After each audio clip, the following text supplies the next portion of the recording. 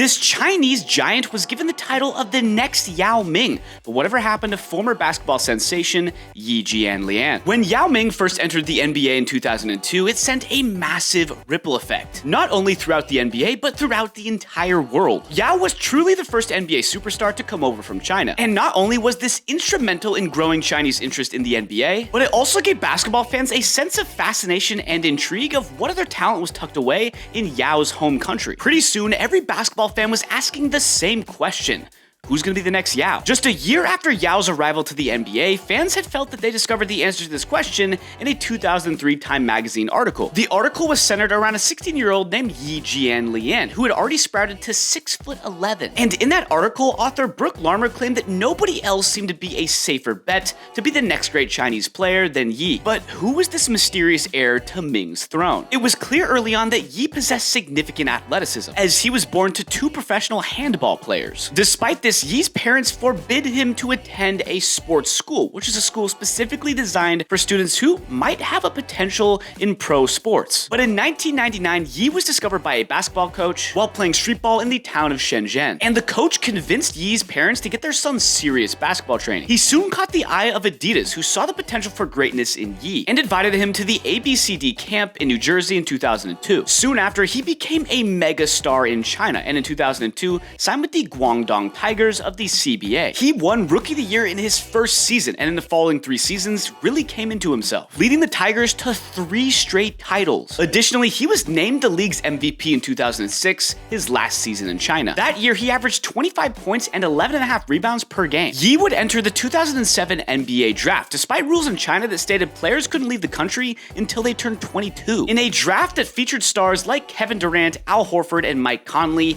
Yi was projected as a lottery pick, with some believing he could be drafted as high as 3rd overall. He would ultimately be drafted 6th overall by the Milwaukee Bucks. But this was a problem for Yi and his agent, who had warned the Bucks not to draft him. The reason behind this was the small Asian American community in Milwaukee. Beyond this, it was believed that China wouldn't allow Yi to sign with a team who wasn't going to give him sufficient playing time. Bucks owner Herb Cole would personally fly to China with Yi to assure Chinese officials he would get a solid run to start his career. Yi ultimately signed with the team and was announced as a starter to begin the season. And Jianlian had a promising rookie season, being named the Rookie of the Month in December. But his season was cut short due to a knee injury. Surprisingly, the following season, he'd be traded to the Nets in exchange for Richard Jefferson. Shout out RJ. But Yi's 2 seasons in New Jersey were similarly marred by injuries. And in the summer of 2010, he would once again be traded, this time to the Wizards. And the injuries Yi sustained forced him into a primarily off-the-bench role. After 1 season in Washington, he would be on the move once again. He spent the 2012 season with the Mavericks, but played in just 30 games, averaging about 8 minutes. It was clear that the injuries had taken too great of a toll on Yi's career, and many around the league began labeling him as a bust. Rather than toil in the NBA as a journeyman, Yi decided to return to China and Guangdong for the 2012-2013 season. And just like that, Yi picked up right where he left off in the CBA, establishing himself as a premier big man. I mean, from 2012 to 2020, Yi averaged 20 and 10 every season. I mean, seriously, he was incredible. He won 6 CBA titles, 3 finals MVPs, 5 season MVPs, and 2 Defensive Player of the Year awards. And today, Yi is still with Guangdong. Now 35 years old, he has somewhat slowed down. But this season, he's averaging 12 points and 6 rebounds. While he never had the success in America his predecessor Yao did, Yi will go down not only as arguably the best player in the history of the CBA, but as one of the best international basketball players of all time.